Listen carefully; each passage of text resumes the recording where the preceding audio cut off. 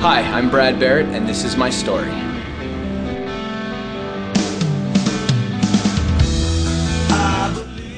So I've lived here about 3 years now, and I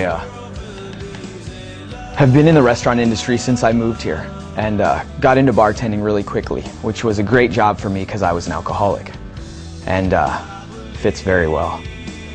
You know, it's pretty much just a continuous party, just drinking every single night and often day, to the point where you just lose track of what you're doing, and you just have no track anymore, and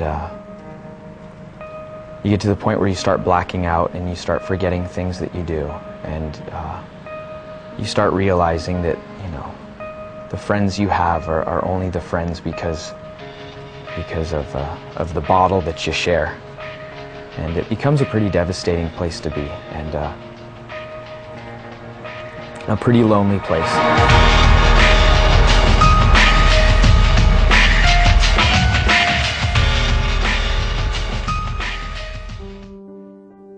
I started my life with Christian parents, which is a good thing. Unfortunately, as a lot of us do see, I was exposed to a lot of hypocrisy. My mom was an extremely active alcoholic, and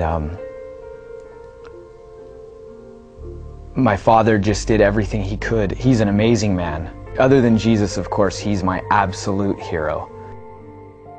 My mother was absent quite often because of alcoholism. She was in and out of hospitals quite often, and I saw her go out on a stretcher after a suicide attempt for the first time when I was 10 years old, and that by far wasn't the last time that that we, our family, encountered that.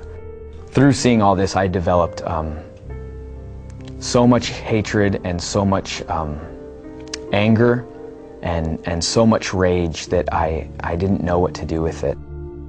My mother and I just would have terrible yelling arguments, and I just couldn't hack it, and so I left with the words, "I hate you," literally, were my last words, were "I hate you" to my mother, and I slammed the door and I was gone.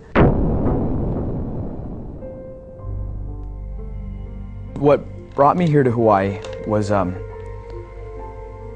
a year after high school, I got married. I married the girl that I was dating for a while in high school, and despite having just an awful relationship, we for some reason decided to get married anyways, and that was destined for failure. And so moving out here with the devastation of a divorce, and just having no trust for anyone, and having just this continued rage just even swell up even more so, I definitely moved here to start over and to look for something brighter. You remember your first service? Fairly well. My first service was a Saturday evening.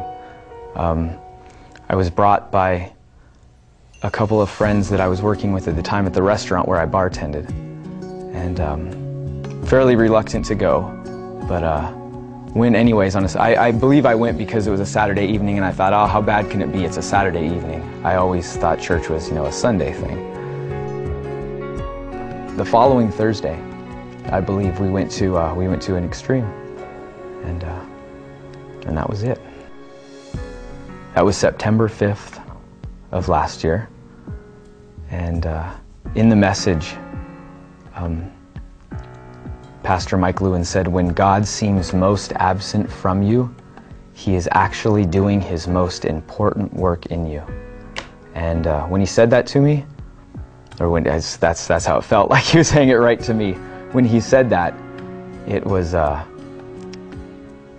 like I just got hit with a ton of bricks. I thought to myself, well, you know, Lord, if this is the truth, I thought, if you know, you're supposedly doing your most important work in me because I can't feel you. I can't, you know, he's telling me that when I don't feel you, that's when you're actually working on me. I thought, well, then you must be doing some pretty incredible work because I've never felt you before. And I said, if this is true and you're really there, I said, give me your best shot. You know, do what you can for me, because I'm in a mess, and I come from a world of a mess, and I'm only 25 years old, and you know, if you're there, do what you can. It was at the same time I got completely knocked over and completely lifted up, and I just saw everything in a whole new light, and I was just filled with tears. And I even ran up after the service was over. I ran up to Mike, and he didn't know me from Adam. He had no idea who I was. I ran up to him just with tears, and I just like gave him a hug, shook his hand, and just said, you know, you have no idea who I am, but you just helped save my life, you know.